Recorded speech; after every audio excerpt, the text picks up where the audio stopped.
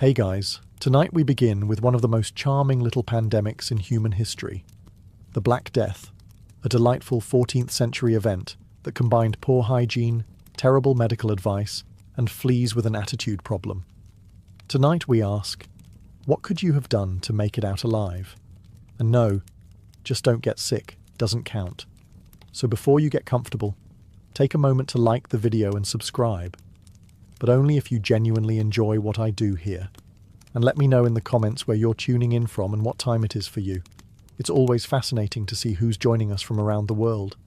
Now, dim the lights, maybe turn on a fan for that soft background hum, and let's ease into tonight's journey together. Let's start with your first and probably most important life choice. Where are you living? If you said a bustling 14th century city full of opportunity and culture, congratulations. You're already 85% dead. Cities during the Black Plague were not charming medieval postcards. They were overpopulated, unwashed, and alarmingly enthusiastic about throwing waste into the streets.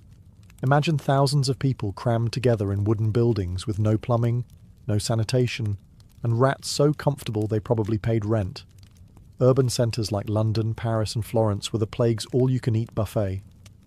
Close quarters? Check. Open gutters? Check. Livestock living indoors? You bet. The cities were a hotbed of human contact, pest activity, and very bad smells. If airborne pathogens didn't get you, the psychological trauma of daily smells probably would.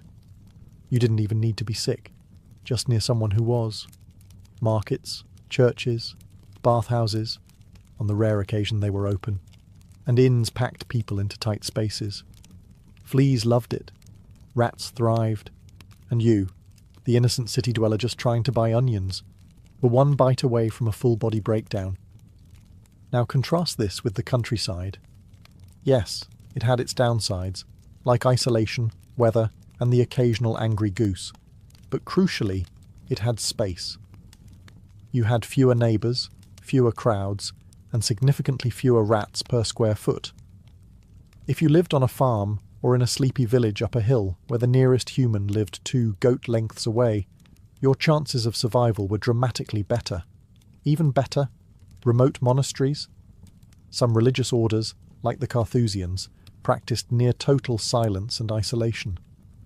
Their lifestyle wasn't designed for plague survival, but it just happened to be the medieval equivalent of an elite quarantine bubble. In short, if you valued your lungs, your blood, and your continued existence, the best move in 1348 was to get as far away from people as legally or illegally possible. Cancel your trips, leave the market early, and if anyone says, it's probably not that bad, that's your cue to grab your cloak and leave the city immediately.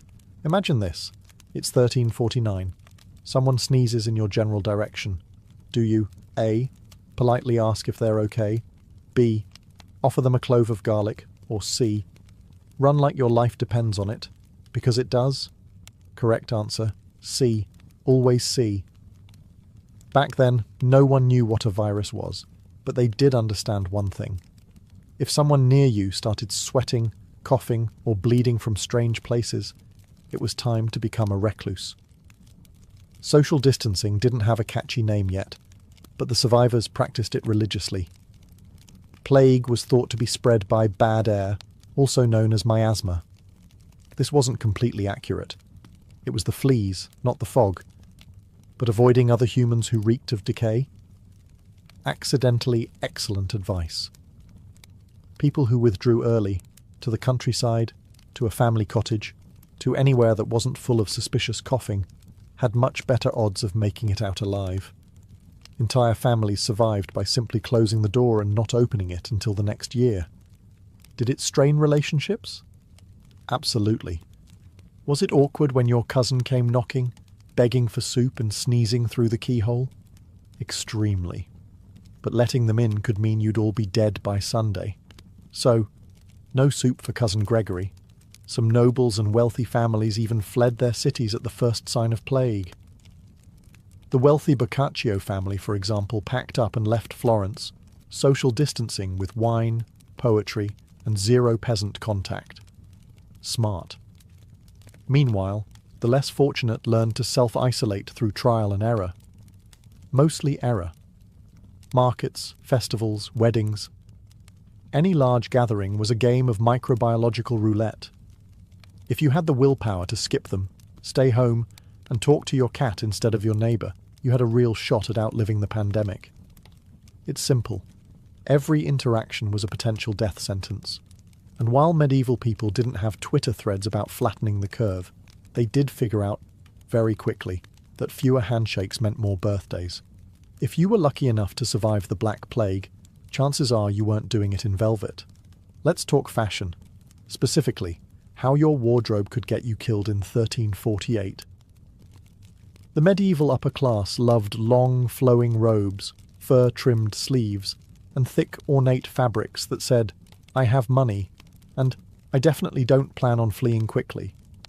But to fleas, that wasn't style. That was prime real estate. The plague wasn't picky. Rich or poor, if you had fabric and skin, you were fair game. But the richer you were, the more layers you wore, and the more space you gave fleas to move in, settle down, and start a small family.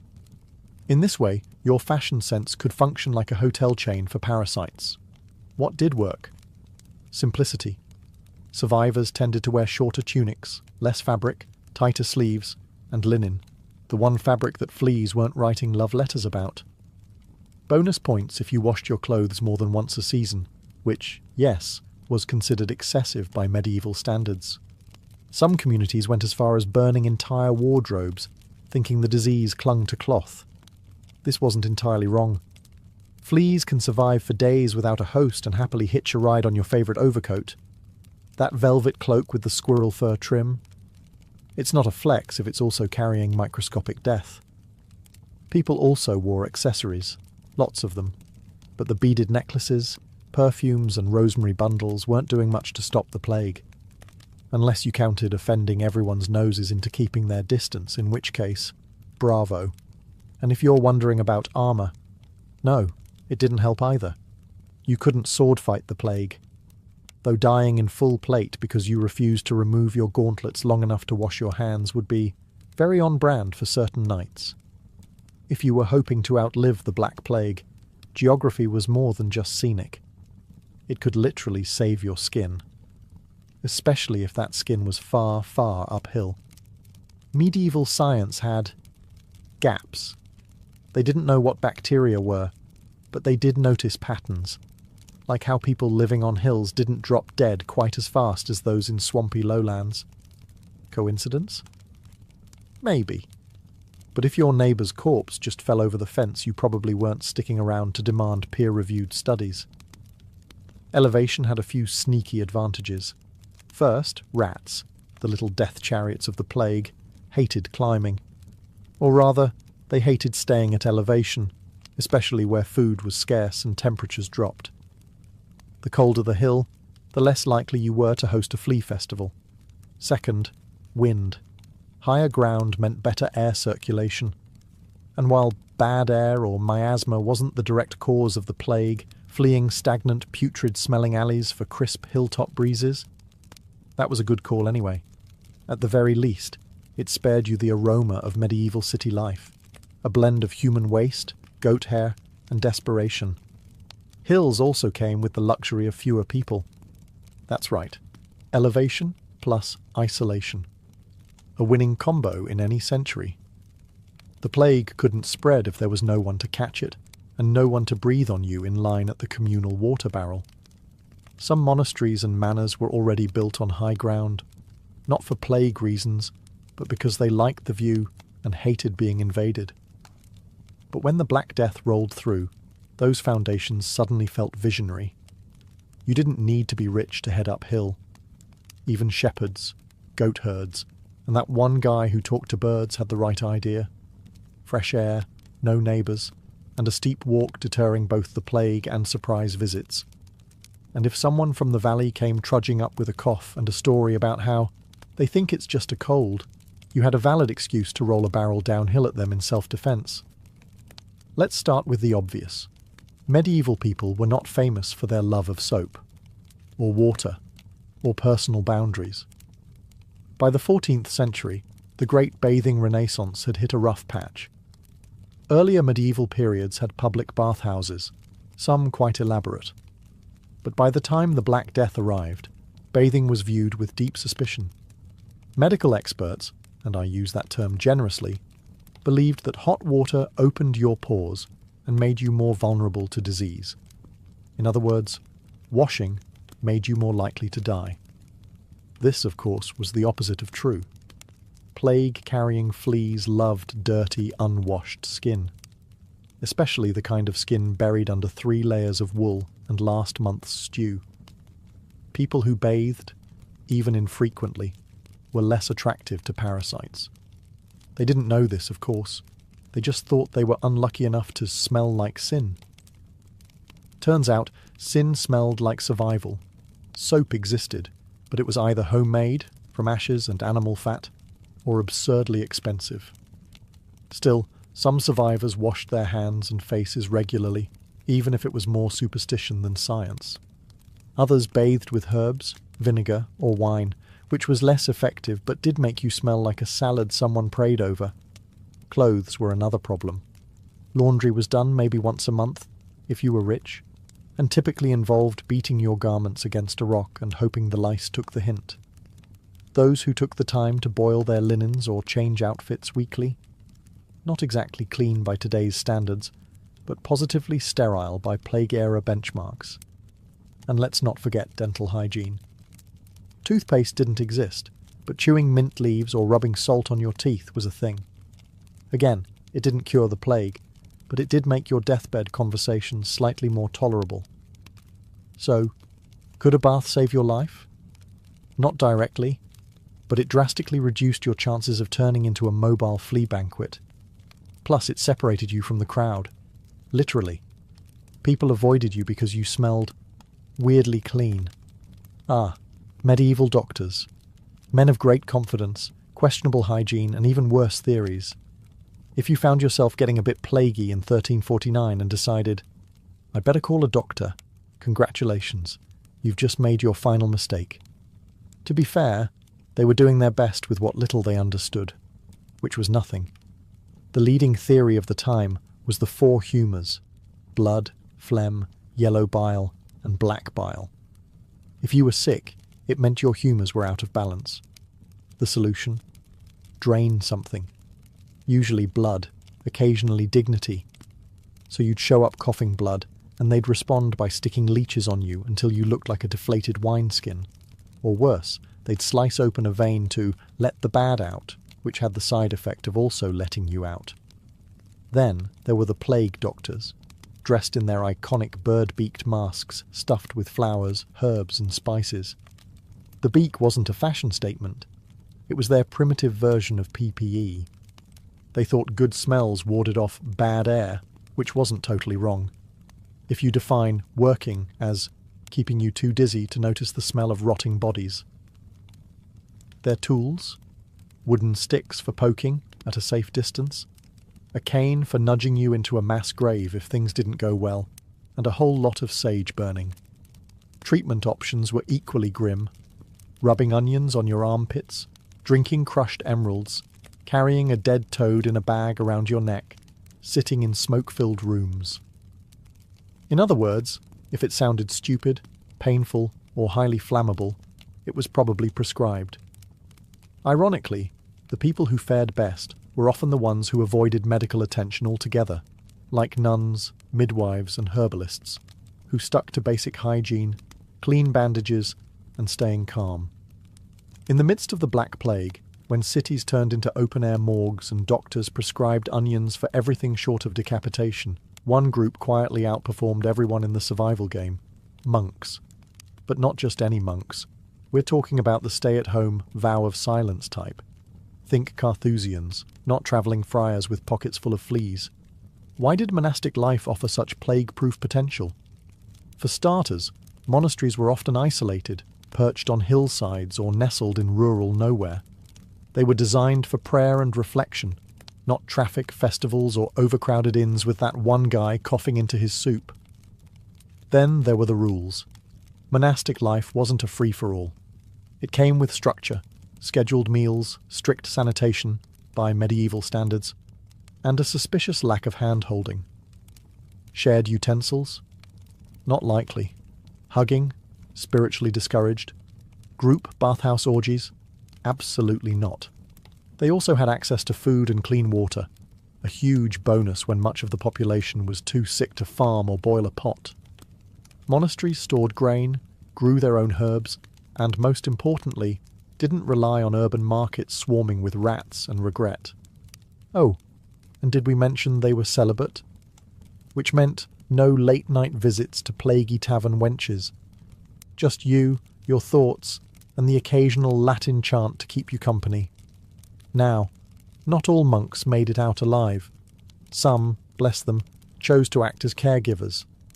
They ventured into cities to help the sick. Noble, yes, but statistically inadvisable.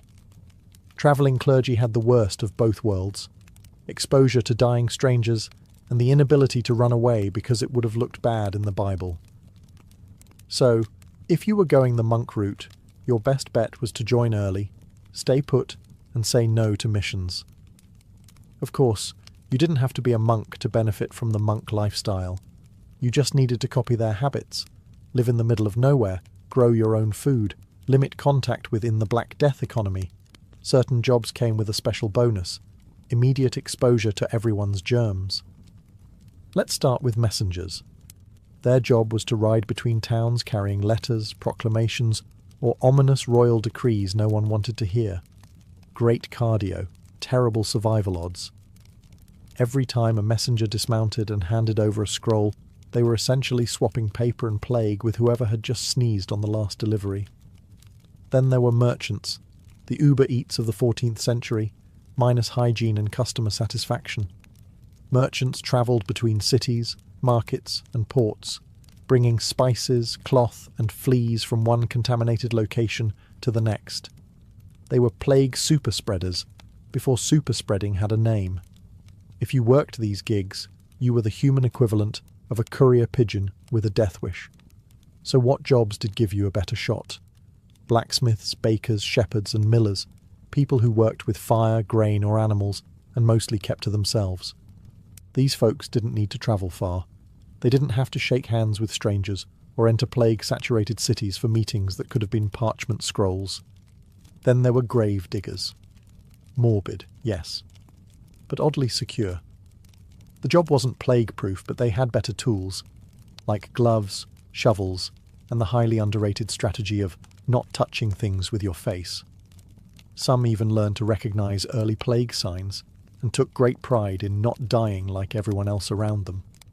If you were really lucky, you could be a recluse, hermit, or mildly disliked goat herder. Solitary work was suddenly in vogue. Your antisocial behavior? Rebranded as wise pandemic planning. Even artisans like cobblers and weavers fared decently. They worked from home, took limited clients, and could pretend they were just booked when someone sketchy knocked on the door, coughing and asking for shoes. In 1349, the fewer errands you ran, the longer you lived. Let's get one thing straight. In Plague-era Europe, rats weren't just background noise. They were main characters, hairy, twitchy, plague chariot-riding villains in your everyday life.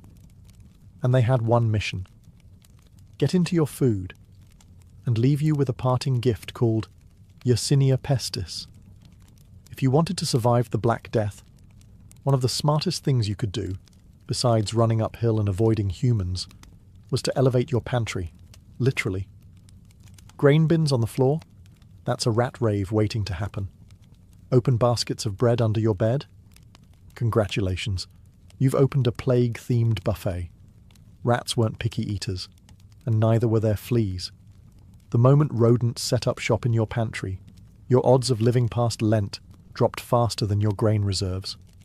Now, some medieval households wised up. They stored food on high wooden shelves, in ceramic jars, or inside suspended boxes hanging from the ceiling like weird piñatas that no one was allowed to hit. These weren't fancy design choices. They were desperate attempts to keep the plague at tail's length. And then there were cats. the underappreciated MVPs of rodent control. The more felines you had prowling your kitchen, the better. Unfortunately, some places accused cats of being witches, familiars, and killed them, which, spoiler alert, made the rat problem much worse. It's hard to survive when you've just executed your only line of defense. Also, let's talk about your trash. Throwing scraps out the window wasn't just rude, it was rat bait. The same went for leaving compost heaps next to your house like some kind of rodent Airbnb. Smart survivors moved their waste far from their living quarters, preferably into someone else's yard. It's worth noting that rats didn't technically cause the plague, their fleas did. But fleas don't travel long distances on their own. When disaster strikes, people tend to respond in one of two ways: calmly seeking rational solutions, or joining a screaming, torch-wielding mob convinced it's all the neighbours' fault. Guess which one was more popular in 1348? The Black Death didn't just kill bodies, it shattered brains. And with no germ theory, microscopes, or decent leadership, folks were left to invent explanations. Many of them sounded like, "It must be them," followed by pitchforks, torches, and wildly misdirected violence. In some towns, mobs accused outsiders, Jews, foreigners, and basically anyone who looked like they hadn't sneezed recently. People believed wells were being poisoned, that the plague was punishment from God, that a local widow with too many cats had caused all this with her suspicious herbal teas. Spoiler, none of it helped. In fact, mob behaviour usually made things worse. You'd gather a large group of already paranoid people, shout over each other about how he coughed near my cow, and then storm the victim's home to... What? Solve the plague by burning it down? Smart. Real smart. Worse still, mobs brought people together, physically, huddled in sweaty crowds, yelling and swapping bacteria like they were trading Pokemon cards. You didn't just risk making a moral mistake, you also risked contracting the very disease you were trying to blame on someone else. The people who actually survived the Black Death were often the ones who kept a low profile. Not because they were cowards, but because they weren't interested in collective panic rituals. While the mob was busy dragging an astrologer out of town for reading stars, too confidently, survivors were boarding up their windows, boiling water, and quietly not dying. There's a lesson here. Panic spreads faster than plague, and angry crowds are rarely wise problem solvers. Unless you enjoy the smell of smoke, moral failure, and a guaranteed exposure to cough droplets, maybe don't grab the torch. Because in a pandemic, the only thing more contagious than disease is ignorance at scale. Ah, garlic, nature's breath mint, seasoning staple, and medieval body spray of choice. When the plague arrived, people didn't have vaccines, antibiotics, or even a firm grasp on what a germ was. What they did have was garlic, and they used it for everything, ate it raw, hung it over their doors, wore it around their necks like cloves of aromatic defiance. Was it scientifically effective? Let's be honest, not really. But in a world where your other options included bathing in vinegar, drinking molten gold, or letting someone drill a hole in your skull to release the bad air, garlic was relatively reasonable. Why garlic? For one, it smelled strong, and that was a big deal. The leading theory of disease at the time was miasma, or bad air. So if you could overpower the smell of rotting corpses and human waste with something aggressively herbal, people figured you were on the path to health. Garlic was the Axe body spray of 1348. But there's a twist. Garlic is a mild antibacterial and insect repellent. Modern science confirms that it does, in fact, have some antimicrobial properties. So while medieval folks didn't know what they were doing, they may have accidentally made themselves less appealing to fleas, the actual plague carriers. That said, don't give garlic too much credit. It wasn't a magical shield. You couldn't rub a clove on your forehead and walk through a corpse pile unscathed. Some people ate so much garlic they became socially unapproachable, which, ironically, did help with social distancing. Also, garlic didn't work if you were still doing everything else wrong. Wearing flea-riddled robes, visiting sick neighbours, drinking from shared cups at a crowded funeral feast. All the garlic in the world wouldn't save you. You'd just die extra seasoned. In the 14th century, the ability to smell something pleasant, like roses, wasn't just a charming sensory experience. It was basically a diagnostic tool. If your nose still worked, congratulations. You probably weren't dead yet. The logic was simple. The plague often hit hard and fast, bringing along symptoms like fever, vomiting, swelling, and, crucially, a sudden loss of the will to stand. One particularly disturbing sign was the onset of overwhelming stench, both from the sick person and the surrounding city. If you could smell flowers instead of rotting flesh, you were already ahead of the game. This is where the posy came in. People of means, or even just good instincts, carried little bouquets of herbs and flowers called pomanders or nosegays. These weren't romantic gestures. They were DIY gas masks made of lavender, mint, sage, and rose petals. You'd carry one in hand, stuff it in your sleeve, or just glue it to your face like a desperate Renaissance party favour. Was this effective? Technically, no. But symbolically, it worked wonders. Walking around with a floral sachet made you look like you were trying, which, during the plague, put you ahead of roughly half the population. The reasoning was again tied to miasma theory, the idea that foul smells carried disease. So naturally, if you could overpower the stench with roses, you were cleansing the air. In practice, you were just giving yourself something to focus on that wasn't death. Plus, the people who used flowers and herbs often had the means to isolate, wash occasionally, and avoid the worst-hit areas. So it wasn't the roses themselves. It was the lifestyle that came with them. Rose sniffers tended to avoid cesspits and street feasts. Also, people kept flowers in the home, burned incense, and simmered herbs on coals. Not because they were aromatherapists, but because living with 10 people in a one-room hut needed some kind of vibe adjustment, which frankly may have saved your life. Let's face it, the plague wasn't just a test of immunity, it was a test of your social calendar. In a time when human contact was roughly as safe as licking a dagger, friendship became inconvenient. Every hug, handshake, or shared mug was a game of bacterial roulette. And the people with the best odds, the ones who politely declined all invitations forever. Medieval survivors were often those who lived quiet, uneventful lives. Not because they were insightful virologists, but because they just didn't like people that much to begin with. In short, introverts thrived. That one neighbour who always said, "I'll come by later," and never did. Alive. The couple who skipped every market fair, wedding feast and Saints' Day party. Also alive. The guy who muttered to his chickens and lived in a shed. Weird, but alive. The more friends you had, the more chances the plague had to hitch a ride into your home. Even kind gestures were dangerous. Offering bread to a sick neighbour? Risky. Visiting your aunt to check in? Deadly. Group prayer circles? Holy, but highly contagious. Many survivors limited their contact to just a few close family members. And even that came with rules. Eat separately, avoid suspicious coughing, and if necessary, build 2 houses and shout between windows.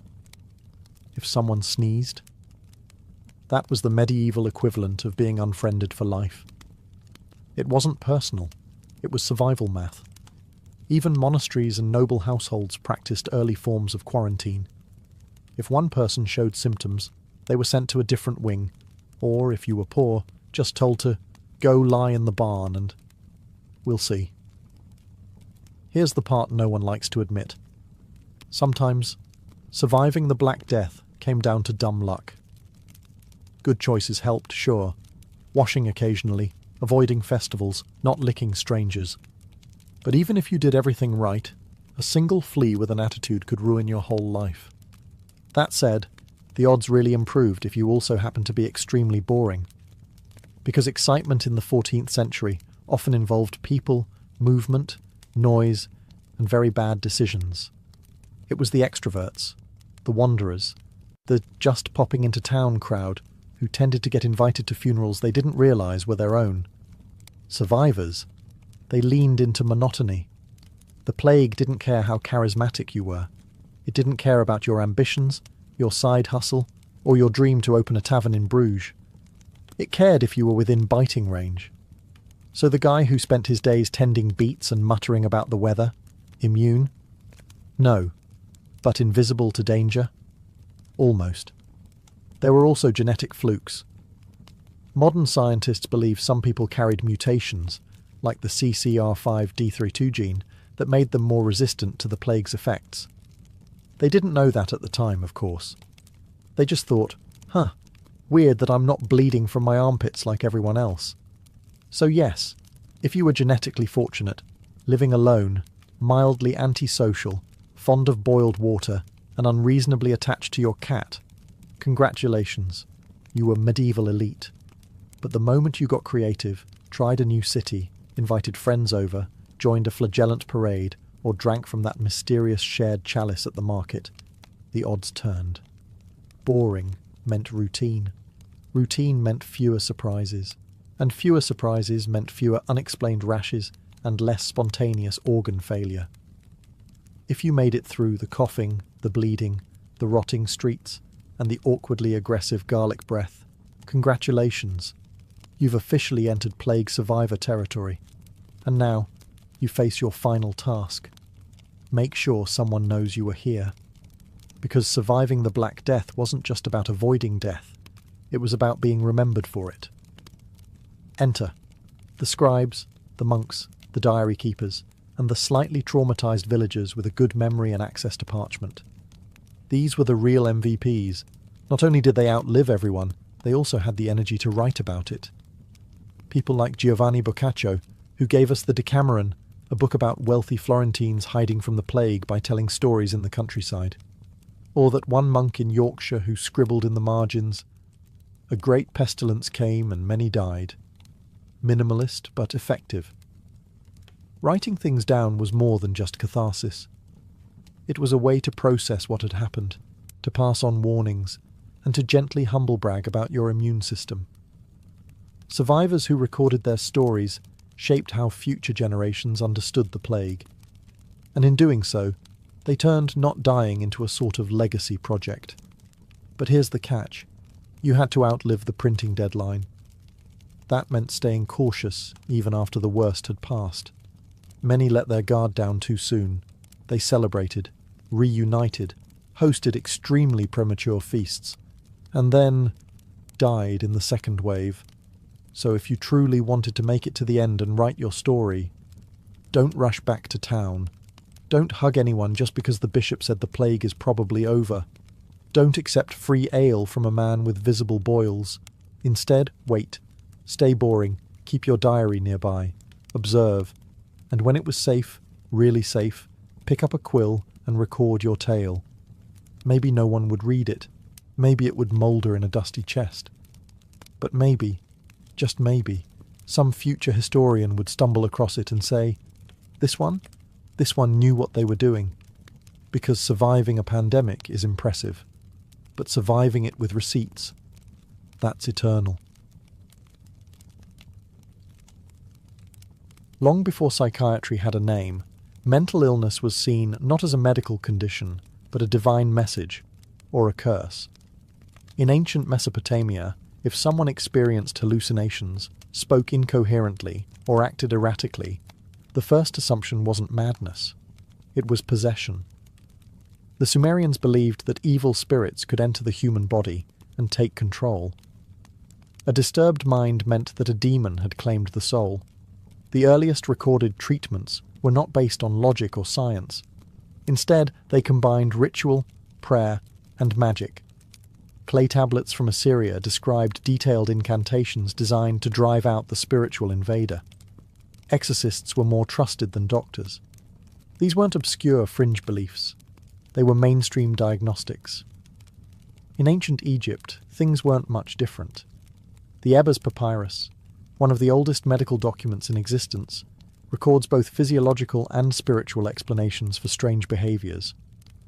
If you wept without cause, forgot your own name, or withdrew from others, you might have a wandering womb or be cursed by a god. Treatment? Aromatherapy, ritual purification, and appeals to divine intervention. They believed that the heart was the seat of thought, not the brain. But the Greeks took things to another level. In Homeric epics, madness is often the work of gods. Ajax slaughtering sheep thinking they were his enemies? A direct result of divine interference. The concept of divine madness became so embedded in Greek culture that it was sometimes seen as a form of inspiration.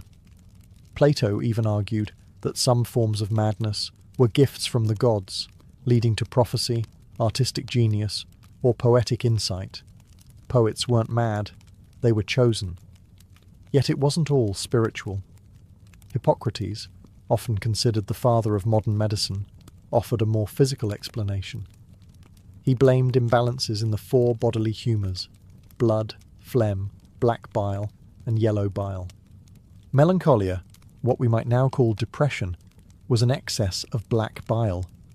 His solutions? Diet, rest, and lifestyle changes. Not bad for a man born in 460 BCE. This duality, spiritual versus physical, would define how societies viewed mental illness for centuries. A person could be cursed or chemically imbalanced, a prophet or a lunatic. The line between healer and priest was razor thin. And depending on where you lived, the voices in your head could either earn you a temple or a burial. In medieval Europe, mental illness lost whatever grace it had under the Greeks. Gone were the philosophical debates about divine inspiration or humoral imbalance. Instead, the church stepped in, and with it came fire, brimstone, and fear. If you were hearing voices or seeing things that weren't there, the likely conclusion wasn't a humoral imbalance. It was sin, or worse, Satan himself. Madness was now framed through a religious lens. The mentally ill were often viewed as morally corrupt, spiritually weak, or possessed by demons. The devil was the prime suspect. A peasant woman wandering the streets in rags, muttering to herself, might be seen as a witch. A nobleman weeping for days without cause could be accused of harbouring unconfessed sin. Confession, flagellation, and prayer were considered viable treatments. Physicians deferred to priests. The institutions of the time didn't fare any better. There were few dedicated places for the mentally ill. Most were left to wander the countryside, survive in dungeons, or rot in overcrowded monasteries. In some towns, they were chained in public squares for their own safety, where locals could poke them with sticks or throw coins at them for amusement. Madness became entertainment. Then came Bethlehem Royal Hospital in London, better known as Bedlam. Founded in the 13th century, it was one of the first institutions to house the mentally disturbed. But house is putting it politely. Bedlam quickly devolved into a human zoo. Visitors would pay admission to gape at the lunatics, chained to walls, or howling behind barred windows. Treatments included cold water dunkings, bleeding, purging, and whipping. The theory was simple: drive the devil out by force. And yet, amidst the horror, some faint sparks of humanity appeared. Some monks offered kindness and shelter. Islamic physicians like Avicenna, operating far from the Inquisition's grip, still promoted humoral theory and gentle care. In Moorish Spain, hospitals treated the mentally ill with music therapy and fresh air. But in Christendom, mercy was rare and ignorance ruled. Madness was a word soaked in dread. You didn't get help. You got chained. You didn't find healing. You found exile. For most medieval sufferers, the world offered little more than a dungeon, a priest, and prayers that no one was listening to. The age of madness had begun, and it would take centuries before compassion caught up. The Renaissance is often romanticized as a period of rediscovery, of beauty, science, and human potential. But for those suffering from mental illness, the shift was more complicated than hopeful. As classical knowledge resurfaced, so too did older medical ideas, especially from Hippocrates and Galen. the Church's grip loosened slightly, and for a moment, madness was allowed to have a body again, not just a soul. Physicians began to reframe mental illness through anatomy and imbalance rather than sin and demons. Melancholia, hysteria, mania, these became recognizable terms again, treated, at least in theory, with diet, exercise, and calm surroundings. There was even a renewed interest in astrology, with the stars sometimes blamed for emotional instability. A moody temperament? Maybe Saturn was in the wrong house. But don't mistake this for kindness. The Renaissance mind was still deeply suspicious of what it couldn't quantify, and the body, still subject to cleansing. Bloodletting remained popular, so did induced vomiting. If someone was too agitated, they might be restrained for days or subjected to spinning chairs designed to reset the brain. In Italy and France, asylums grew more common, not out of compassion, but to protect society from the unpredictables. One notable voice stood out, Johann Weyer, a Dutch physician. In the mid-1500s, Weyer dared to claim that many so-called witches were simply mentally ill women in need of care, not execution. He wrote De Prestigiis Daemonum on the tricks of demons, arguing against the witch trials and defending the mad from the wrath of both church and mob. Unsurprisingly, the church was not thrilled. His books were banned, and his ideas largely ignored. Meanwhile, madness remained a useful tool for those in power. Unwanted wives, political rivals, or rebellious daughters could be quietly declared insane and locked away. No trial, no scandal, just a convenient diagnosis. Mental illness was as much a social weapon as a medical mystery. Art and literature, however, blossomed with depictions of madness. Think Ophelia's drowning grief. Think Don Quixote tilting at windmills. The madman became a tragic, almost romantic figure, broken by the world, lost in illusion. But society still didn't know how to help them. The Renaissance reopened the body and reignited the mind, but the soul of psychiatric care? Still shackled. And the Age of Enlightenment was about to make that contradiction even sharper. The Enlightenment promised reason, progress, and the triumph of science over superstition. But when it came to mental illness, the results were mixed. On one hand, the idea of locking someone up for being possessed lost credibility. On the other, society now needed a new excuse to marginalize the mentally ill, preferably one with a white coat and a Latin vocabulary. The asylum, once a rare curiosity, became a booming institution. In London, Paris, and Vienna, grand buildings were constructed, far from the city centres, where the insane could be hidden. These places weren't hospitals, they were warehouses. Overflowing, understaffed, and reeking of neglect, they were designed less for treatment and more for isolation. The mentally ill were removed from public life like broken furniture from a showroom floor.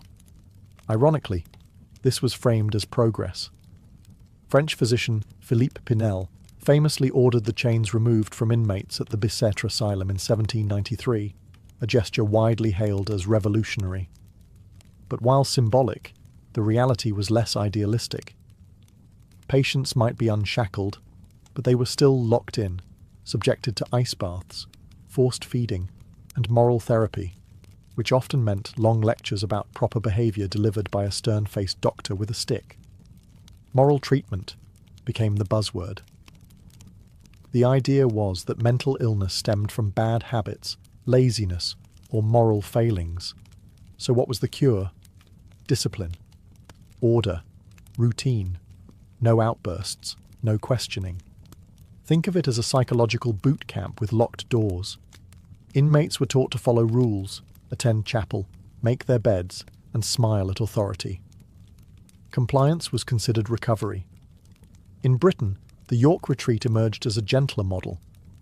Run by Quakers, it emphasised kindness, silence, and natural surroundings. Patients walked in gardens and were treated with respect. This humane model influenced others but remained the exception, not the rule. The real shift came in paperwork. For the first time, doctors began keeping detailed notes on mental patients, charting symptoms, behaviours, and even treatment outcomes. Psychiatry was inching toward being a formal science, though it still relied heavily on guesswork and anecdote.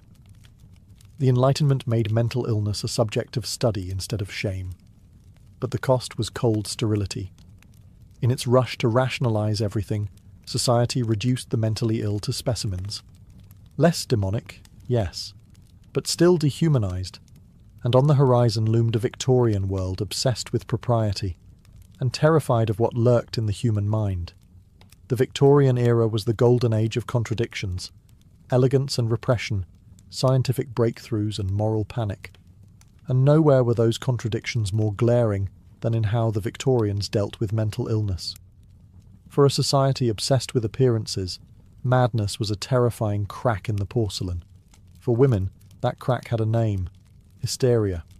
Derived from the Greek word for uterus, the diagnosis became a catch-all explanation for anything women did that made men uncomfortable.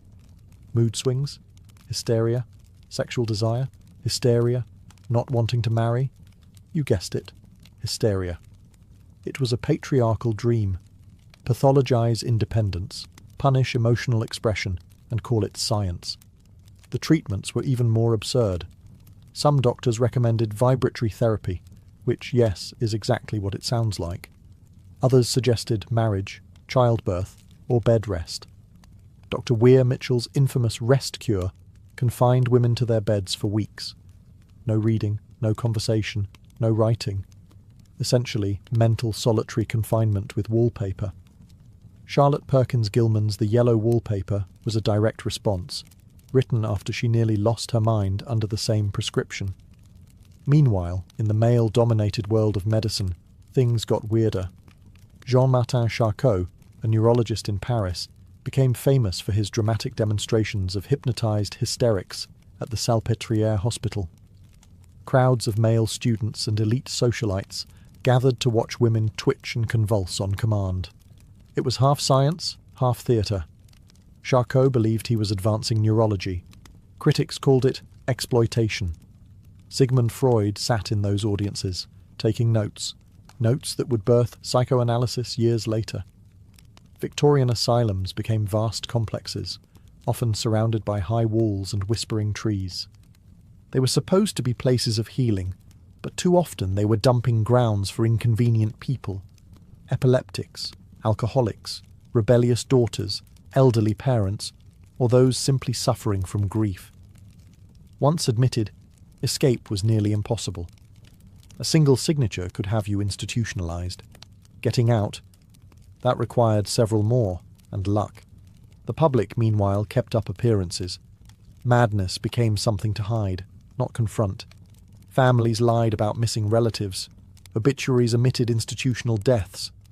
Mental illness was a stain, a scandal, a threat to marriage prospects. The asylum was society's broom closet, and the goal wasn't treatment, it was invisibility. Victorian England perfected the art of hiding what it feared most, and buried beneath the corsets and canes was a nation quietly drowning in untreated minds. The 20th century began with bullets and barbed wire, and it forced the world to finally confront the mental toll of human suffering. During World War I, doctors were faced with something they couldn't exorcise, bleed, or hypnotize away. Men shaking uncontrollably, screaming at phantom gunfire, or rendered mute by terror. These weren't weaklings or madmen. These were soldiers, heroes, broken by war. They called it shell shock. At first, the term was taken literally. Physicians assumed exploding artillery shells were damaging the brain with vibrations. But the real truth was harder to accept. The human mind had a limit. Trench warfare, with its ceaseless bombardment, death, and mud-choked claustrophobia, had broken it. Officers who once laughed at nervous complaints now faced entire battalions suffering from amnesia, tremors, and night terrors. Some men couldn't walk. Others forgot their names. A few simply stared into space for days, unreachable. And yet, many commanders treated it as cowardice. Some British soldiers were executed for desertion, men who had, in fact, been driven insane by trauma. But slowly, attitudes shifted. Doctors like Rivers at Craiglockhart War Hospital began experimenting with new treatments, talking, writing, and empathetic listening. Rivers famously treated poet Siegfried Sassoon, encouraging him to express his trauma through verse. This was a quiet revolution. For the first time, mental illness wasn't framed as sin or weakness. It was a wound. After the war, shell shock became one of the most controversial terms in psychiatry. Some doctors tried to distance themselves from it, calling it a catch-all for everything from PTSD to malingering. Others recognized it as the birth of trauma psychology. But the public didn't forget. The war neuroses haunted the cultural imagination, broken soldiers shuffling through post-war Europe, eyes sunken, minds far from home.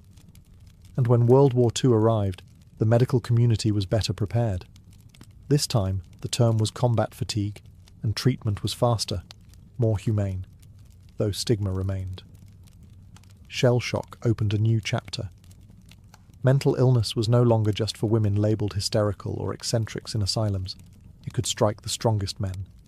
It could be earned through service and sacrifice. And that terrified people. Because if war heroes could break, then maybe no one was truly safe from the battlefield inside the mind. As the world stumbled into the mid-20th century, psychiatry took a bold, and often brutal, leap into physical intervention. The idea was simple. If the mind was sick, perhaps the brain could be fixed directly. But fix is doing a lot of heavy lifting here. What followed was a wave of invasive procedures that promised miracles, but often delivered silence, obedience, or ruin. Enter the lobotomy. Developed by Portuguese neurologist Antonio Egas Moniz in the 1930s, the procedure involved severing connections in the brain's prefrontal cortex to reduce agitation and delusions. It earned Moniz a Nobel Prize. But the real boom came when American psychiatrist Walter Freeman introduced the ice pick lobotomy. No operating room needed, just a mallet and a few minutes behind the eye socket. It was fast, cheap, and horrifying. Tens of thousands underwent the procedure in the US alone, including children, housewives, and veterans. Some became docile. Others lost speech, motor function, or personality entirely. A few died on the table, yet hospitals kept offering it, because it emptied beds. A patient who had been violent or uncooperative was now quiet, vacant, manageable. Success by 1940s standards. Then came electroconvulsive therapy, or ECT. While still used today in carefully controlled settings, its early applications were far from gentle. Doctors would administer jolts of electricity strong enough to induce seizures, often without anesthesia or consent. The goal? To reset the brain, like shaking a faulty light bulb. For some patients, particularly those with severe depression, it brought real relief. But for others, it caused memory loss, confusion, and trauma. This was the golden age of interventionist psychiatry. Insulin coma therapy, hydrotherapy, isolation chambers, doctors reached for any lever they could pull. Mental illness was treated like a broken machine, and the tools were crude. Compassion took a back seat to control. And still, asylums swelled. With the rise of state-run psychiatric hospitals, millions were institutionalized. Some stayed for decades, forgotten by families and society. The average person feared these places. Stories of abuse, neglect, and restraint leaked into tabloids and horror films. The mentally ill became monsters in pop culture. Mad scientists, escaped killers, the unhinged. The intentions were scientific, the outcomes often tragic. And as the 1960s approached, a new idea began to grow. Maybe it wasn't the patients who needed fixing. Maybe it was the system itself. By the 1960s, the tide was turning. Public trust in asylums had eroded. Investigative journalists exposed filthy wards, over-medicated patients, and inhumane conditions in state hospitals. Families stopped believing the promise of restorative care, and legislators started asking uncomfortable questions. Was institutionalization actually helping anyone, or was it simply warehousing the unwanted? Enter the movement known as deinstitutionalization. Fueled by three major forces, new medications, civil rights advocacy, and cost-cutting governments, the idea was simple: close the big institutions and treat people in their communities instead. Antipsychotic drugs like Thorazine, introduced in the 1950s, made it possible to manage schizophrenia and other severe conditions outside the hospital. For the first time in centuries, the mentally ill could, at least in theory, live freely with pharmaceutical support. President John F. Kennedy, whose own sister Rosemary had been lobotomized into near silence, became a vocal advocate for mental health reform. In 1963, he signed a bill funding hundreds of community mental health centers, designed to offer outpatient care, housing support, and therapy. The goal: independence, dignity, and reintegration. The closures began swiftly.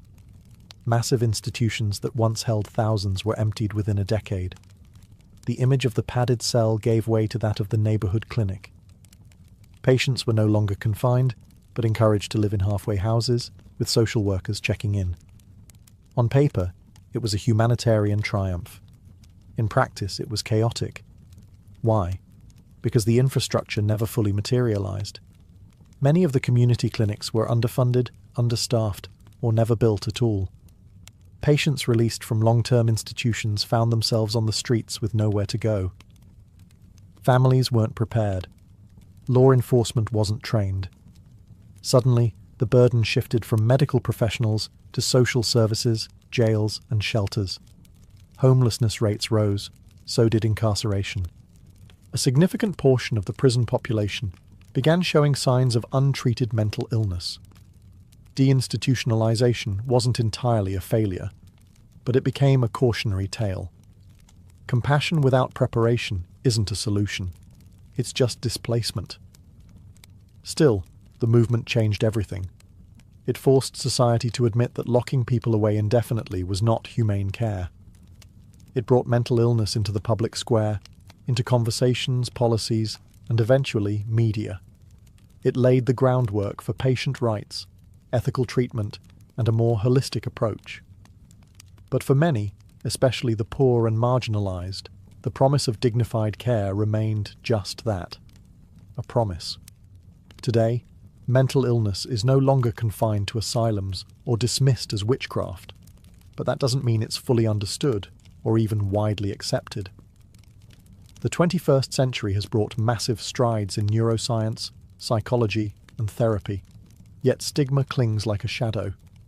For all our scientific vocabulary, we still flinch at words like bipolar, schizophrenic, or borderline. Thanks to brain imaging, we now know that conditions like depression and anxiety aren't just in your head in the dismissive sense. They involve real, measurable changes in brain chemistry, structure, and function.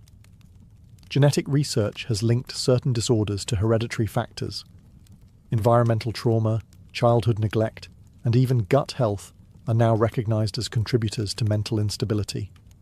For the first time, we're beginning to see mental illness as a dynamic intersection of biology, psychology, and environment. But understanding doesn't always equal empathy. Social media has helped normalize conversations around mental health, especially among younger generations. Celebrities now talk openly about anxiety, therapy, and medication. Apps offer guided meditation, therapy sessions, and mood tracking. And yet, access to real treatment is still painfully unequal.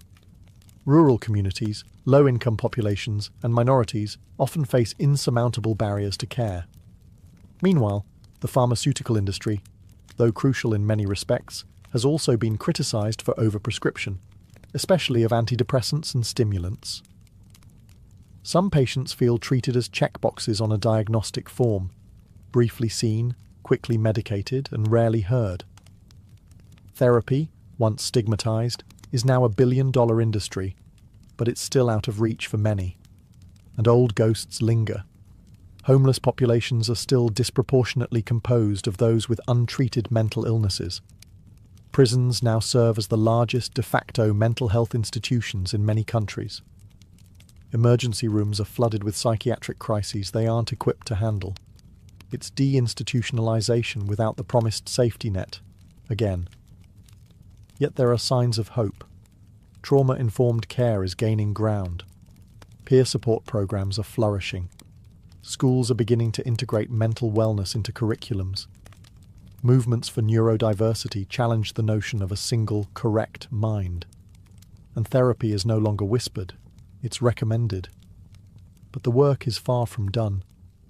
Mental illness may no longer be chained to a wall or cut from the brain, but many still suffer in silence, buried under cultural shame and systemic failure. History has shown us what not to do. The future will be defined by whether we finally start doing better.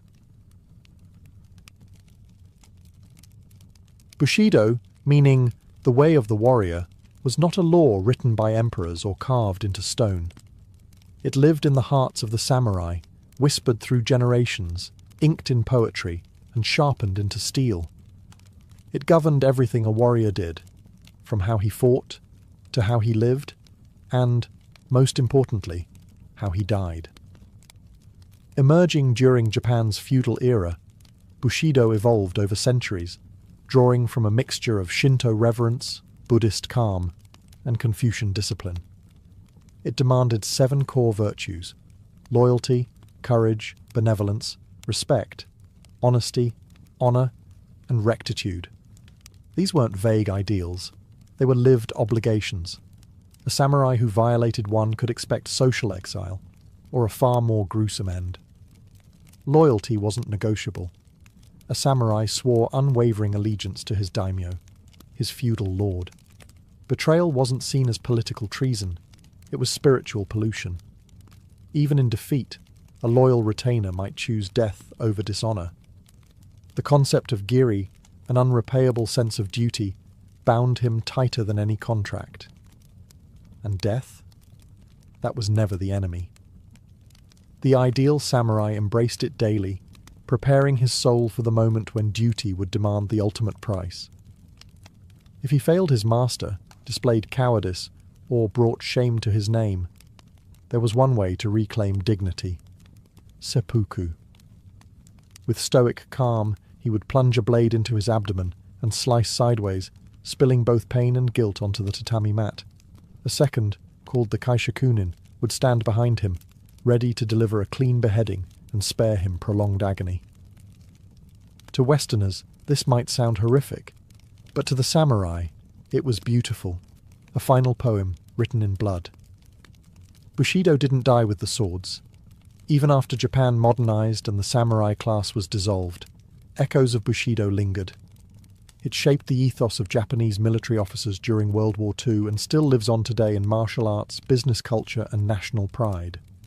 What makes Bushido extraordinary isn't just its severity. It's that it demanded honor, not just in victory, but in restraint, humility, and even in death. The sword was sacred, but it was never the point. A true warrior, under Bushido, didn't just master combat, he mastered himself. And when the final moment came, he met death not with fear, but with dignity. In the frostbitten lands of Scandinavia, the Viking warrior code was carved in fire and blood.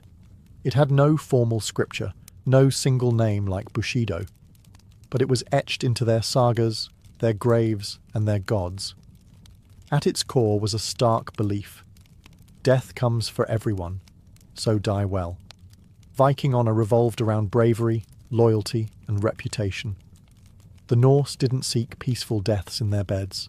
They sought battle. To fall with a weapon in hand was the dream, not the tragedy. Why? Because of Valhalla. In Viking cosmology, warriors who died courageously were chosen by the Valkyries, Odin's shield maidens, to ascend to Valhalla, a warrior's paradise where they would feast, fight, and prepare for Ragnarok, the final battle of the gods. But if you died a coward, your soul was cast into hell, a dreary underworld of shame. This belief shaped how Vikings lived. Raiding, pillaging, and conquest weren't just acts of survival, they were rites of glory. Cowardice wasn't just embarrassing, it was spiritually damning. To flee a battle was to stain your lineage. Even their funerals reflected this ethos. Warriors were buried with weapons, shields, even sacrificed horses or slaves, everything needed for the afterlife's endless war games. Loyalty to one's jarl or king was another pillar. Viking warriors known as herdmen formed tight-knit bands bound by oaths. Betrayal of the group was unthinkable. But that didn't mean blind obedience. Vikings valued personal honour as much as loyalty. If a leader lost face or made cowardly decisions, his men could challenge or even abandon him. Strength commanded loyalty. Weakness lost it. And vengeance? That was a virtue. If your kin was wronged or your honour insulted, you were expected to respond, with steel. Feuds could last generations, spilling over into blood debts and cycles of retribution. It wasn't cruelty, it was balance. The sagas are filled with heroes who refused compensation or peace until justice was served blade to blade. Even in old age, many Vikings feared a quiet death more than pain. Some sought out danger in their final years, hoping to die in a glorious skirmish rather than waste away in bed. Anything was better than being forgotten, because for the Vikings, death was not the end. It was an audition for eternity, and only the brave made the cut. To be a Roman soldier was not simply to fight, it was to embody virtues, a word that blended virtue, valour, manliness and civic duty into a single, brutal code of conduct. A Roman warrior wasn't just a killer. He was a disciplined extension of the Republic, or the Emperor's will, a walking symbol of order in a chaotic world. The ideal Roman warrior didn't crave individual glory. He earned honour by obeying orders, enduring pain, and never flinching in the face of death. Cowardice was unthinkable. A legionnaire who fled battle wasn't just punished, he was erased from respectability. In some cases, entire units were subjected to decimation, a horrific form of discipline where 1 in every 10 men was executed by their comrades to restore obedience. The Roman warrior code was built on structure. Training was constant, relentless, and grueling. Discipline was more important than strength. A soldier who broke ranks even in victory could face lashes or execution. Glory belonged to Rome, not the man. This collectivism set the Roman military apart from most ancient forces. It was less a band of warriors and more a machine. But virtues extended beyond the battlefield. It was a societal expectation for Roman men, especially those of noble birth, to show courage in the Senate, to be just in leadership, and to display restraint in personal ambition were also considered marks of warrior honour. Even retired soldiers were expected to carry themselves with dignity, as living monuments to Rome's greatness. One of the most sacred virtues in Roman military culture was fides, faith or loyalty. Loyalty to your unit, your commander, and to Rome itself. Betrayal, insubordination, or desertion were treated with utter contempt. Think of Julius Caesar crossing the Rubicon. It wasn't just a political act, it was a defiance of the warrior code's loyalty to the Republic. Death was not feared. Dying in battle, especially for Rome, was the highest honour. Tombstones of Roman soldiers often boasted of where and how they died, listing campaigns like a resume for the gods. Unlike the Vikings, who sought personal glory in Valhalla, or the samurai, who died for their lords, Romans fought for the enduring myth of civilization. They weren't just defending borders. They were exporting order and enforcing it with spears. For the Roman warrior, the code was clear: obey, endure, conquer, and die like a citizen of eternity. In medieval Europe, the warrior wasn't just a killer. He was supposed to be a Christian killer. Enter the code of chivalry, an unwritten, romanticised set of ideals meant to tame the bloodlust of knights with the nobility of saints. At least that was the idea. The word chivalry comes from the French chevalier, meaning horseman. And in a world where heavy cavalry ruled the battlefield, knights needed more than armour and swords. They needed a moral compass, or at least the church thought so. The chivalric code combined martial prowess with piety, loyalty, and, Yes, courtly love. A true knight was expected to be brave in battle, loyal to his liege, generous to the poor and protective of women and the weak. He was to pray often, fight fairly, and never lie. Of course, this ideal existed mostly in literature and sermons. In practice, knights could be brutal warlords with a crucifix in one hand and a torch in the other. Still, the code had real influence. During the Crusades, for instance, knights were told they were not merely fighting for land or glory, but for God himself. Killing in battle wasn't a sin if it was done in the name of Christ. It was holy. The result? Some of the bloodiest campaigns in history, wrapped in righteous rhetoric.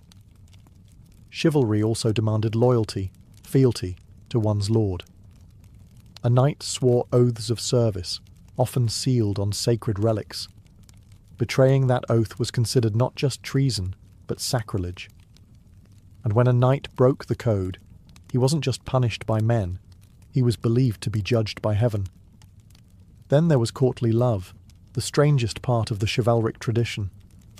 Knights were supposed to pine for noble ladies, usually married, and dedicate heroic deeds to their honour. Love was supposed to be chaste, poetic, and maddening. Basically, it gave violent men something to write about when they weren't beheading each other. Of course, chivalry didn't apply to peasants. Knights could sack villages, burn crops, and execute rebels without guilt, so long as it wasn't another noble's land. The code was selective, idealistic, and often hypocritical, but it created a powerful mythos that shaped European culture for centuries. The knight's code wasn't just about wielding a sword, it was about justifying it. Chivalry turned warfare into ritual, loyalty into law, and honour into theatre. If other warrior codes danced between honour and poetry, the Spartan code came with no frills, no romance, just stone-hard discipline and absolute obedience. Sparta, the ancient Greek city-state, built its identity on the idea that every male citizen was a soldier first, and everything else second. In Sparta, war wasn't a profession, it was life itself. From the moment a Spartan boy was born, his body was judged. If he was weak or deformed, he was discarded. If he passed inspection, he was handed over to the Agog, a state-run military training program that raised boys into lethal instruments of war. There was no room for softness, no room for doubt. The Agog taught them to fight, steal, endure pain, and above all, obey without question.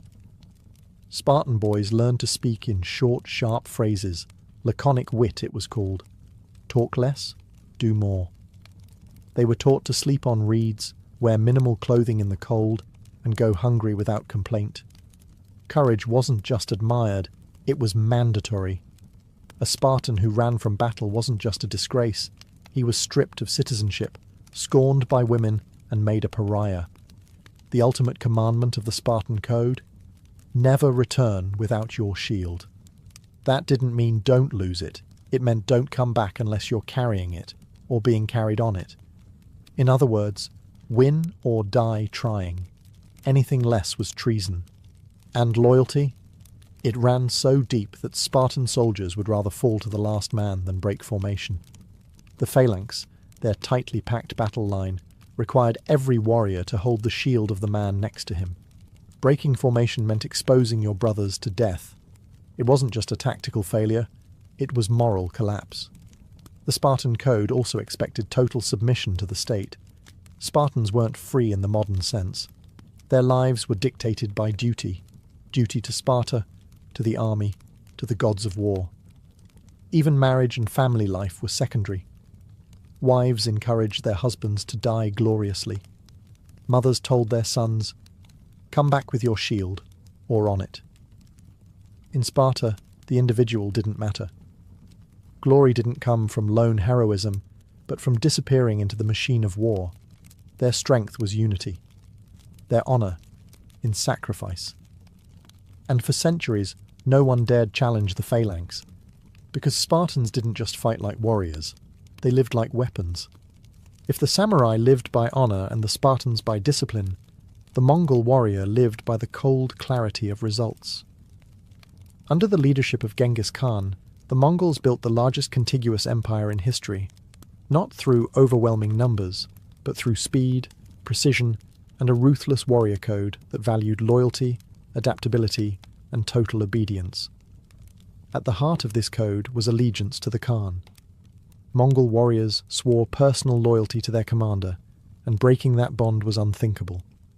Betrayal was punished not just with death, but with obliteration. Genghis Khan made it clear: loyalty ensured survival, disobedience ensured extinction. Mongol discipline wasn't born in cities. It was forged in the brutal steppes of Central Asia. Nomadic life demanded toughness. From a young age, Mongol boys learned to ride horses, shoot bows, and survive with minimal supplies. A Mongol could go for days with no fire, live off dried meat and fermented milk, and shoot with deadly precision while galloping at full speed.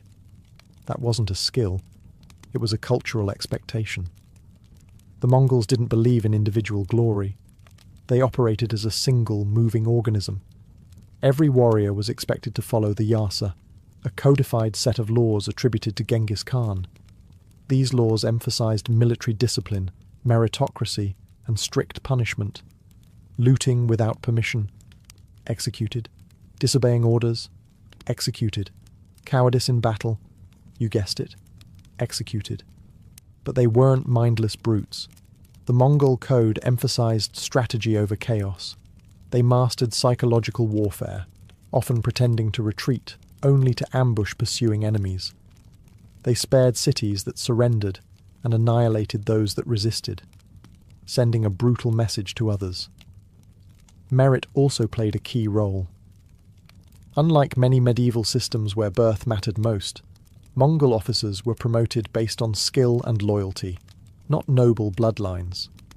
If a peasant proved himself on the battlefield, he could rise through the ranks. In this way, the Mongol code was shockingly progressive for its time, rewarding competence over class.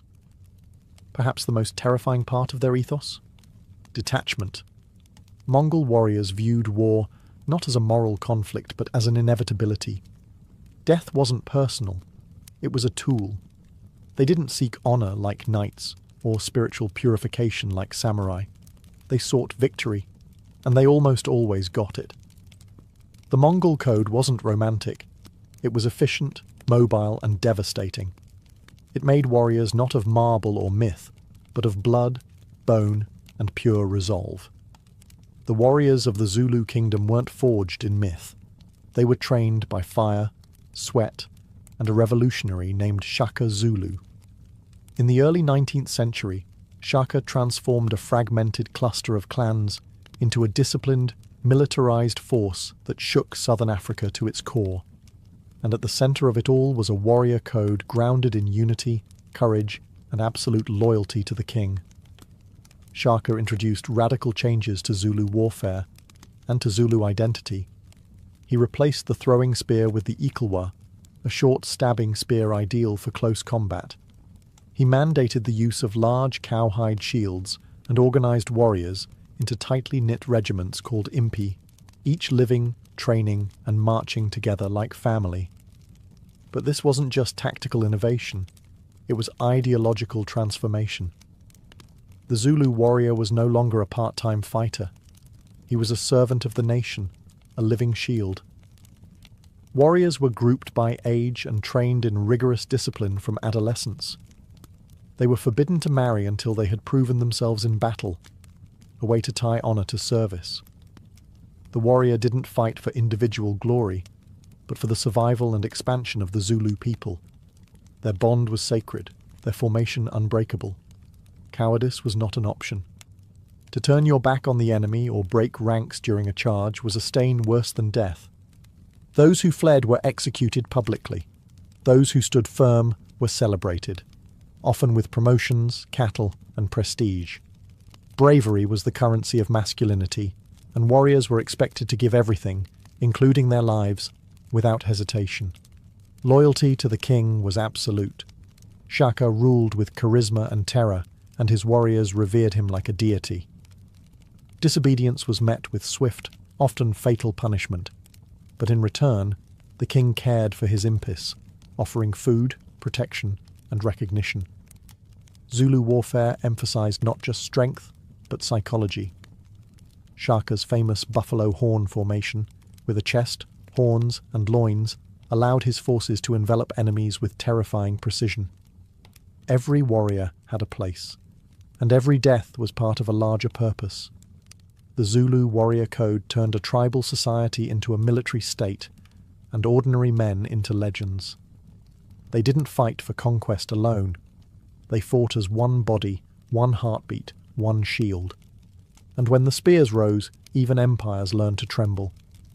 Among the deserts and canyons of the American Southwest, the Apache warrior carved a legacy not through empires or grand armies, but through resilience, stealth, and a code of survival that defied conquest.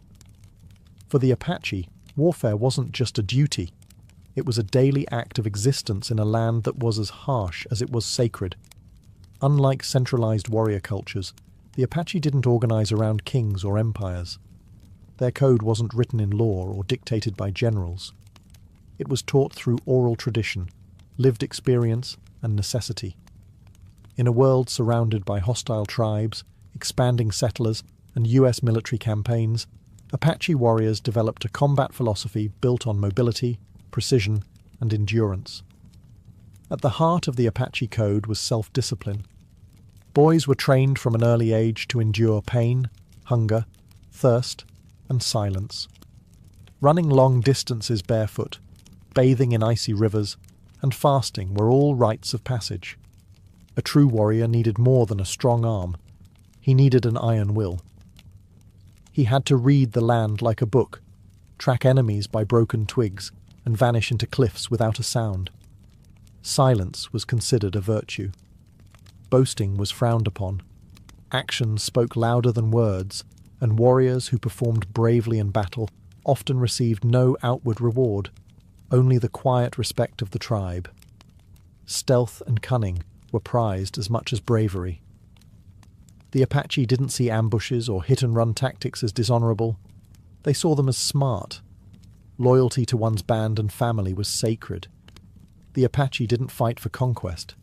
They fought for protection. Warriors were defenders of the homeland, guardians of the community. Retaliation for raids, broken treaties, or slain kin was not only expected, it was demanded. Yet vengeance was always measured. Recklessness had no place in their code, and when it came to resistance, few cultures endured more pressure. Leaders like Geronimo became symbols of unbroken defiance, leading guerrilla campaigns against overwhelming odds. Even when captured, exiled, or imprisoned, many Apache warriors refused to surrender spiritually. Their code had no room for submission. To the outside world, the Apache were often seen as savages, but within their culture, the warrior was a keeper of balance, calm in voice, sharp in eye, deadly in motion. They weren't chasing glory. They were keeping the world intact, one silent step at a time.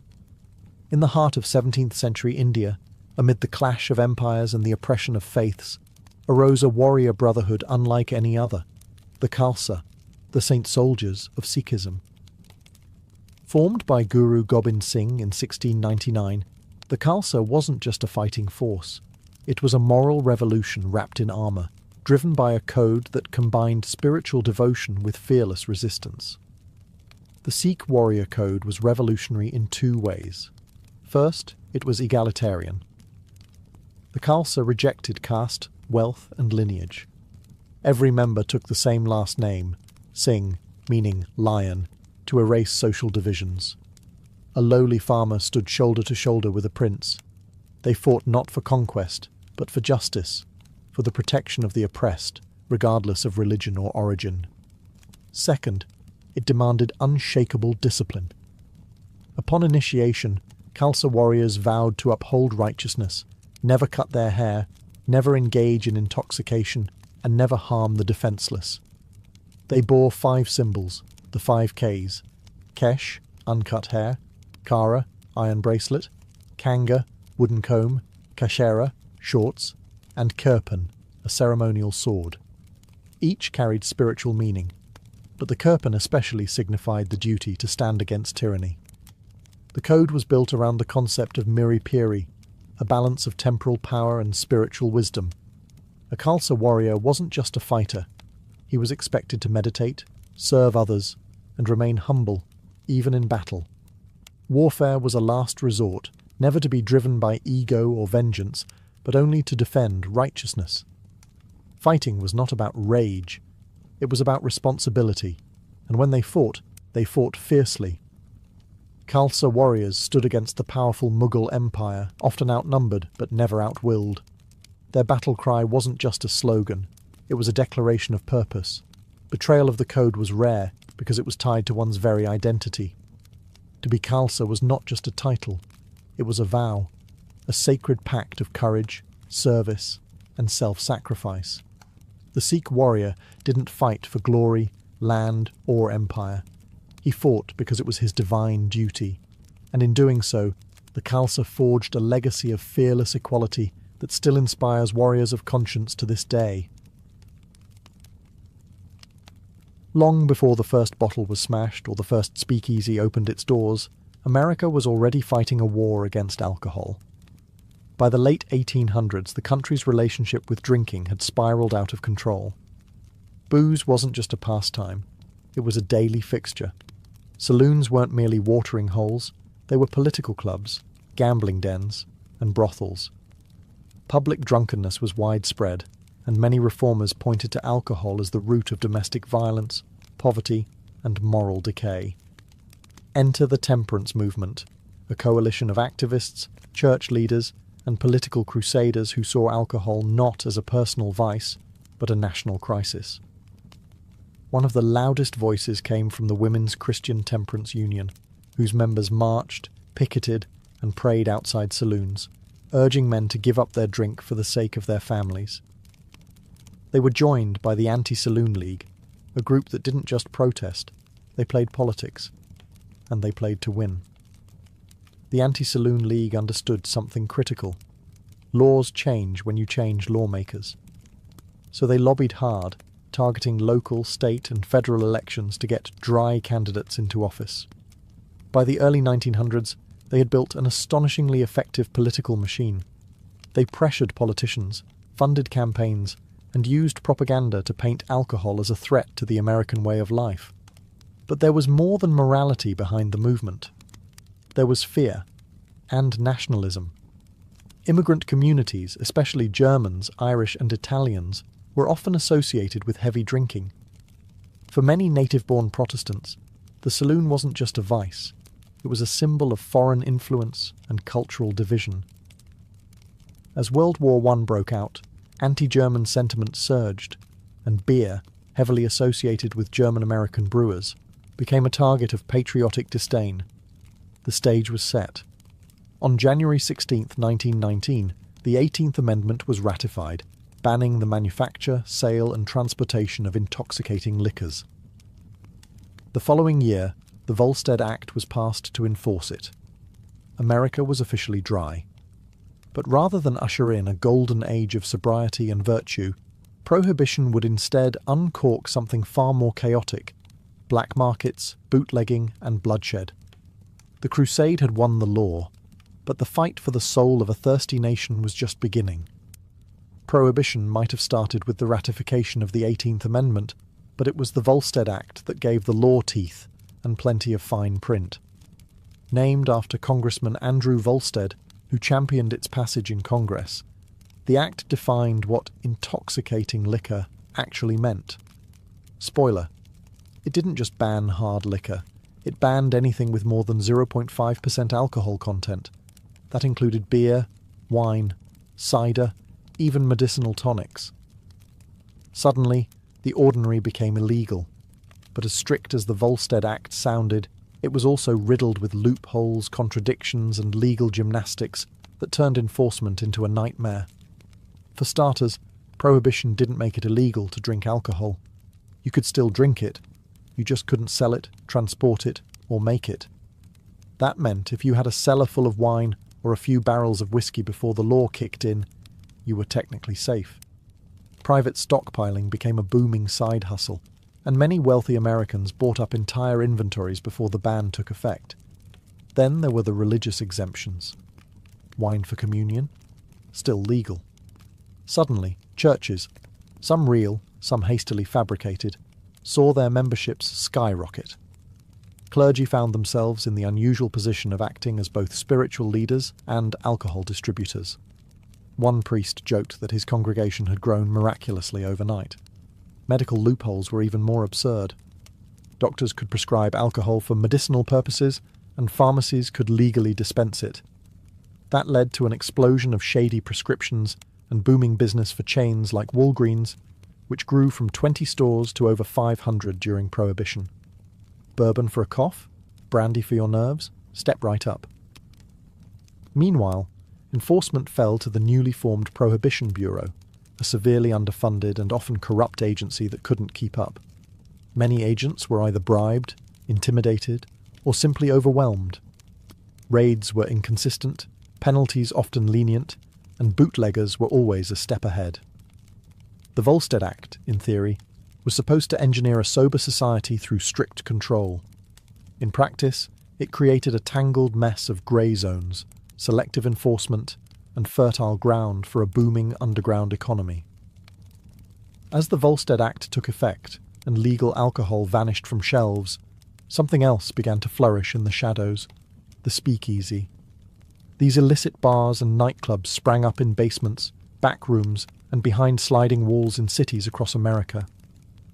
The term speakeasy came from patrons being told to speak easy about their location, because if the wrong person overheard, the party might end in a police raid. But those raids? Rarely successful. Speakeasies weren't just hiding, they were protected. By the mid-1920s, there were tens of thousands of speakeasies in New York alone. Many operated in plain sight, bribing local officials and cops to look the other way. A raid might occur for show, but behind the scenes, cash changed hands, and doors reopened within hours. Inside, the scene was electric. Jazz bands played wild improvisations. Women in flapper dresses drank alongside men in tuxedos. For the first time, social mixing was part of the drinking culture. Speakeasies broke barriers between classes, between races, between genders. In many urban speakeasies, white patrons danced to black music, and women smoked, drank, and flirted openly. It was rebellious, glamorous, and intoxicating in every sense. But the booze? It was often questionable at best and deadly at worst. With legal distilleries shut down, bootleggers began manufacturing alcohol in hidden labs and bathtubs.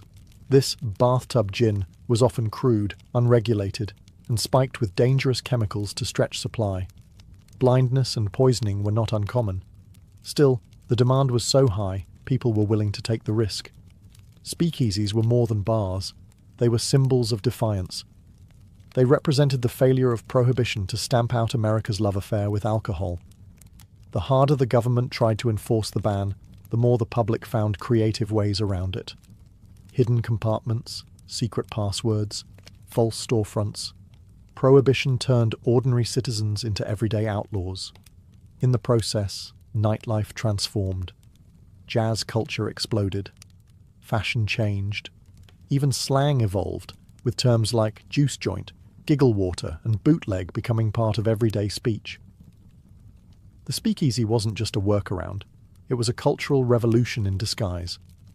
Prohibition had aimed to make America sober and righteous. Instead, it made the country sneakier, bolder, and infinitely more rebellious. As Prohibition pushed alcohol underground, organized crime stepped into the spotlight, armed, ambitious, and eager to supply what the government had banned. With booze illegal and demand skyrocketing, a black market economy was born, and at its heart were the gangsters who turned alcohol into a billion-dollar business. Nowhere was this transformation more visible than in Chicago, where Al Capone became the face of the Prohibition underworld. Capone wasn't just a thug. He was a businessman, a strategist, and a public figure who provided jobs, ran soup kitchens, and bribed the police with pocket change. But behind the public image was a ruthless enforcer who ruled through violence, fear, and corruption. Capone's empire trafficked in thousands of gallons of illegal liquor, moving it through secret warehouses, armed convoys, and crooked speakeasies. He had entire neighborhoods under his thumb. Judges, mayors, even law enforcement. And he wasn't alone. Across the country, cities like New York, Detroit, and Kansas City saw the rise of bootleg kings, Irish mobs, Sicilian mafias, and Jewish crime syndicates, all using prohibition as their golden ticket. These criminal networks didn't just move alcohol, they professionalized crime. They created systems, hierarchies, and rules. Turf wars were common, and blood spilled often.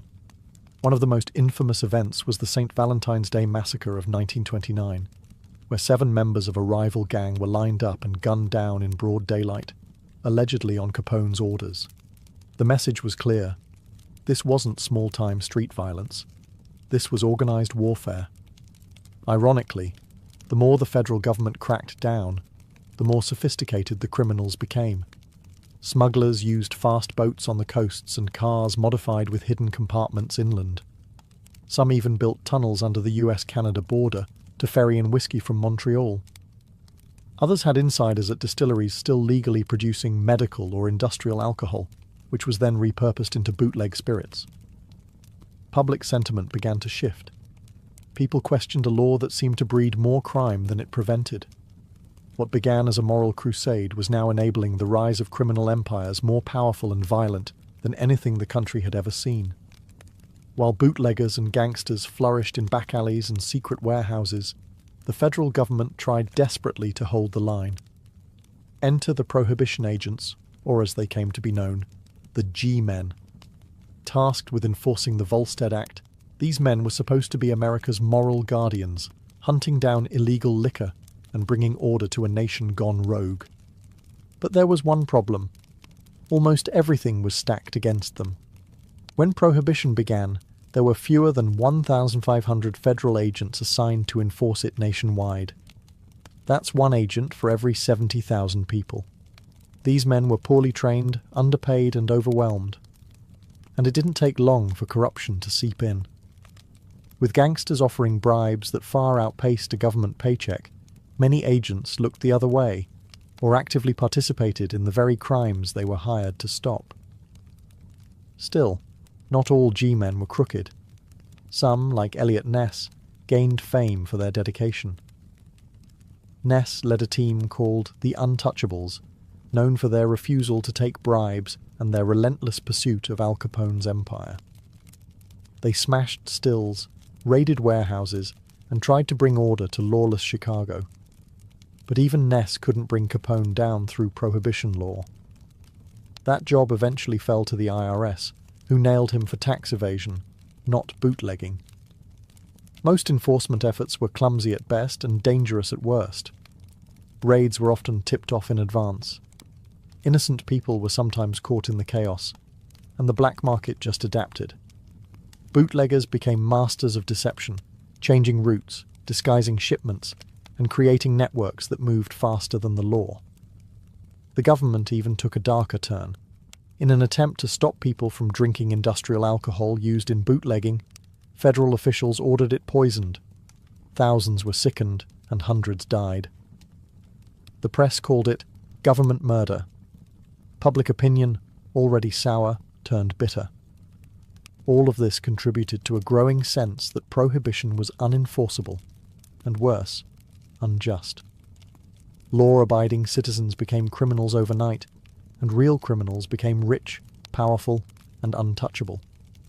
While lawmakers tried to legislate morality and G-men chased bootleggers through alleys, American culture was undergoing a revolution of its own. Prohibition didn't just change the law, it changed the vibe. And in that chaotic, intoxicating space, new voices rose, new rhythms exploded, and a new kind of American identity emerged. At the center of it all, women. The very movement that pushed for prohibition, led in large part by women's groups, had unintentionally opened a cultural door they couldn't close. With the 19th Amendment granting women the right to vote just before Prohibition began, women suddenly had more political power, more visibility, and more freedom to redefine their roles in society. In the roaring cities, the image of the flapper was born. She smoked, she drank, she cut her hair short, danced in public, wore scandalous dresses that showed ankles and knees, and rejected the quiet submissiveness expected of previous generations. She wasn't just breaking social norms, she was obliterating them. And where did she go to express all this rebellion? The speakeasy, of course.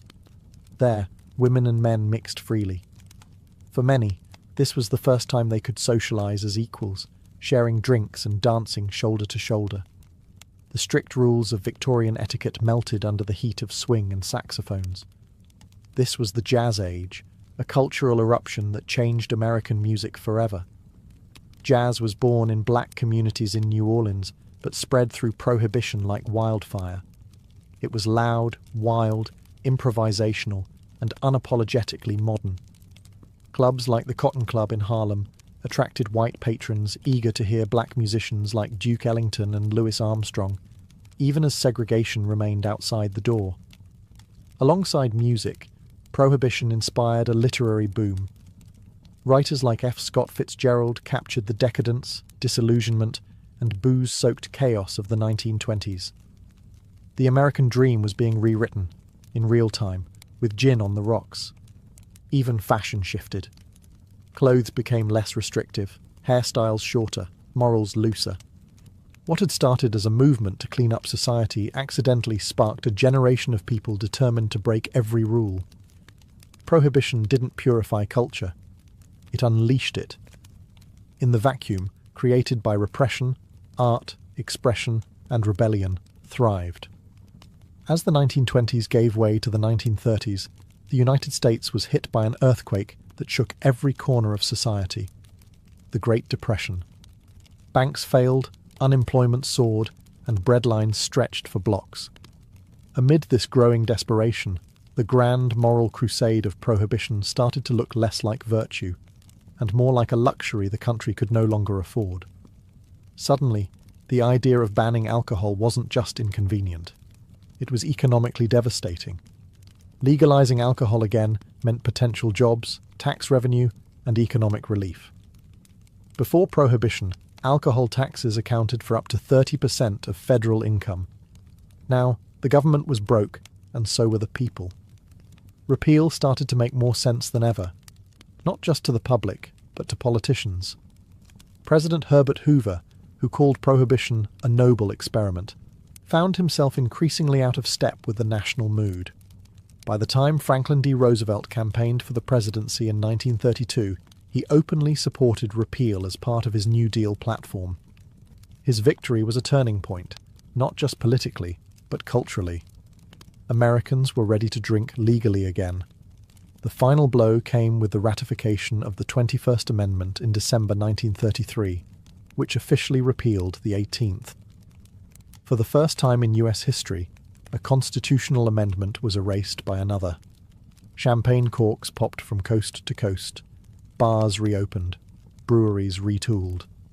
A great sigh of relief swept the nation, not just because alcohol was legal again, but because a long national contradiction had finally ended. But the damage was already done.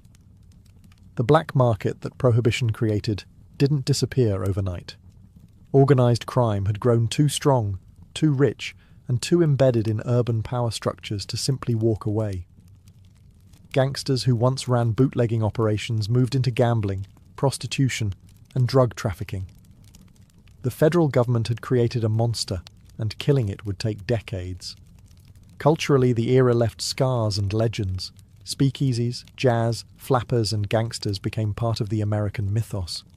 Prohibition had failed in its mission to sober the nation, but it succeeded in reshaping it entirely. Even after the cork was popped on Prohibition's official end in 1933, its legacy didn't just evaporate.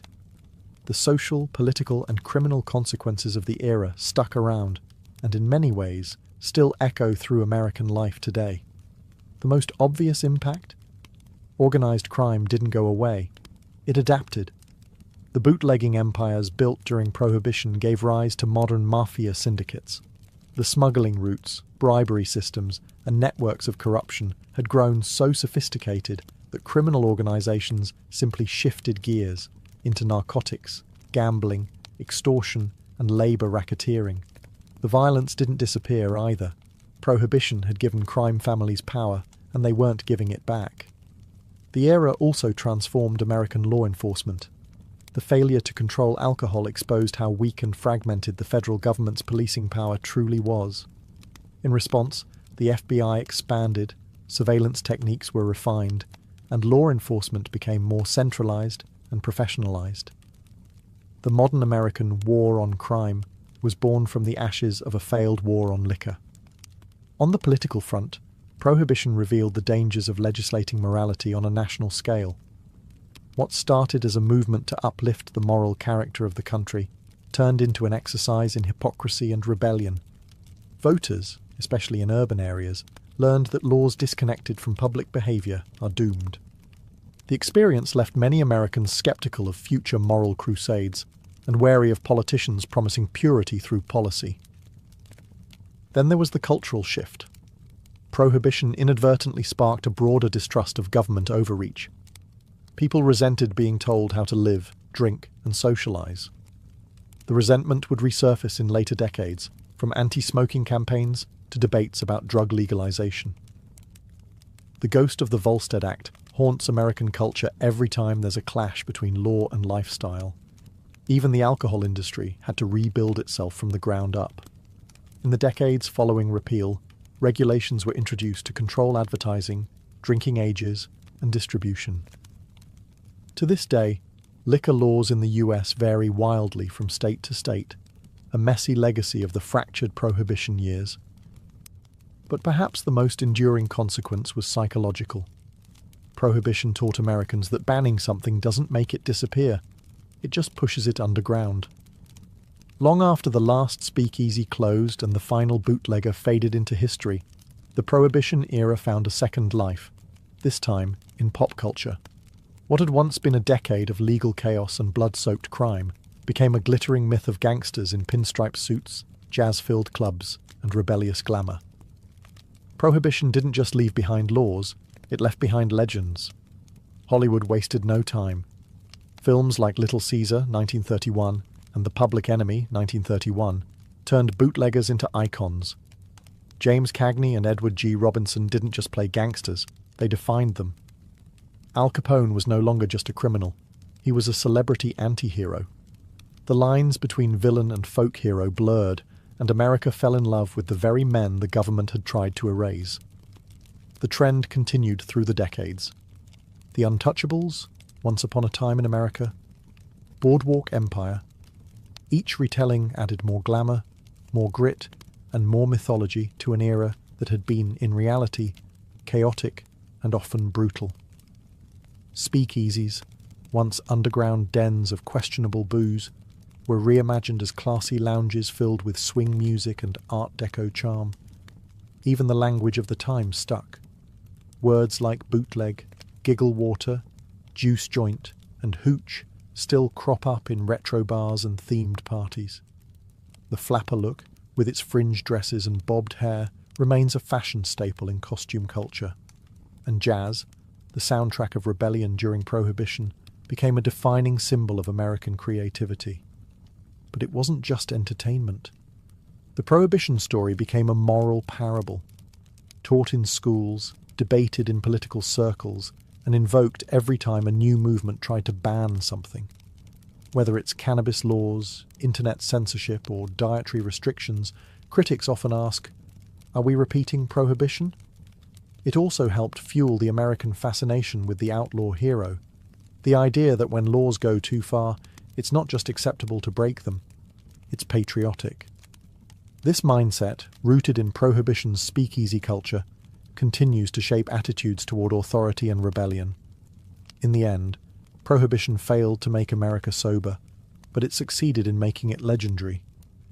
It became a story not just about law and order, but about resistance, culture, and the power of unintended consequences.